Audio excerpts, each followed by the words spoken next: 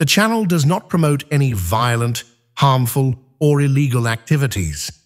All content provided by this channel is meant for an educational purpose only.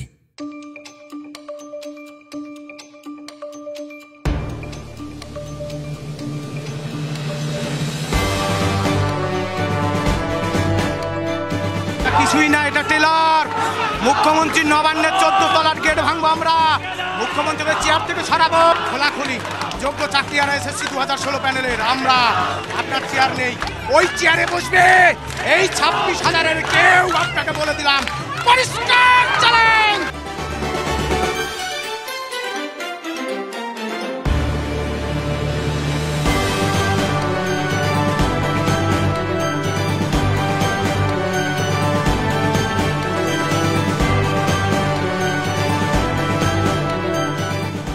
আর এই বাঁধা সরাতে আমার 30 second লাগবে। 30 সেকেন্ড এরকম গাড়ি ফাঁকা করে দিয়েছে, কেউ নেই। তোমাকে ভালোভাবে কথা বলছি, যখন ভালো লাগছে না তো তারপরেও তুমি যখন জোর দেখাবে তাহলে আমরাও জোর দেখাতে যাবো।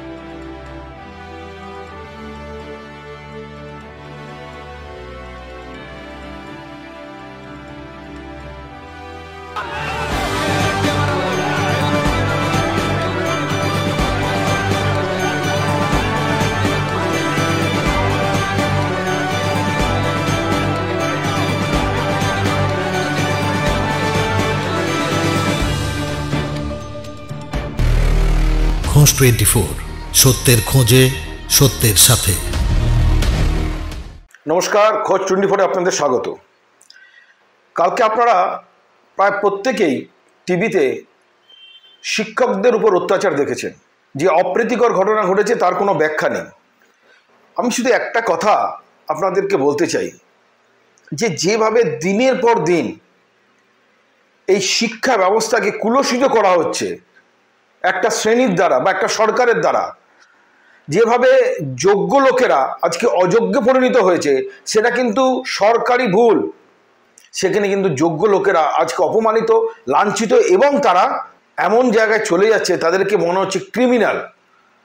কিছু কিছু জনপ্রতিনিধি এমন ভাষা বলছেন, দেখে নেব 30 সেকেন্ডে করে দেবো, মেরে দেবো। আর এই বাঁধা সরাতে আমার 30 সেকেন্ড লাগবে। 30 সেকেন্ড এরকম গাড়ি ফাঁকা করে দিয়েছে, কেউ নেই।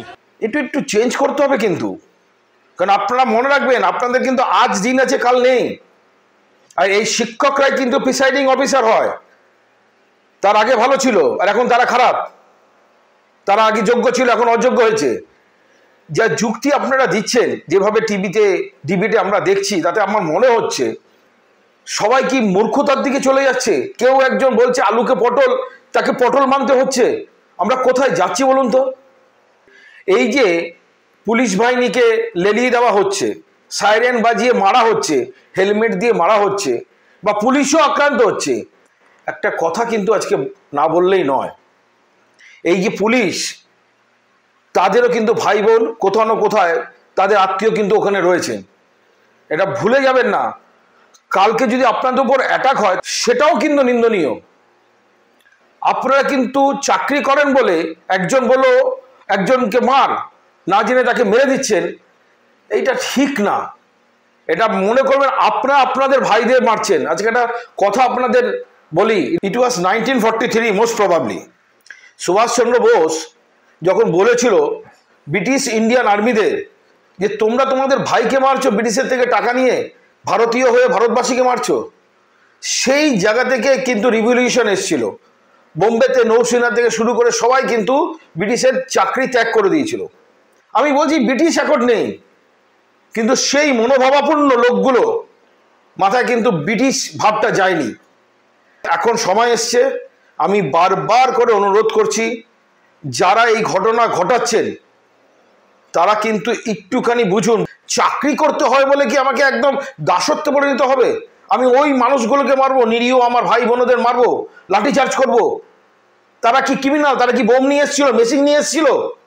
এই জায়গাগুলোতে একটু ভাবার সময় এসেছে, বিশেষ করে সরকারের, এবং সরকারের দ্বারা যারা চালিত হচ্ছেন তারাও একটু ভাবুন যে আমরা কোন পথে এগাচ্ছি।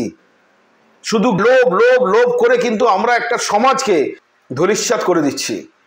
যাই হোক, যে ঘটনাই ঘটেছে আর ঘটনা যারা ঘটিয়েছে আমি সবাইকে বলছি, ভেবে দেখার সময় এসেছে।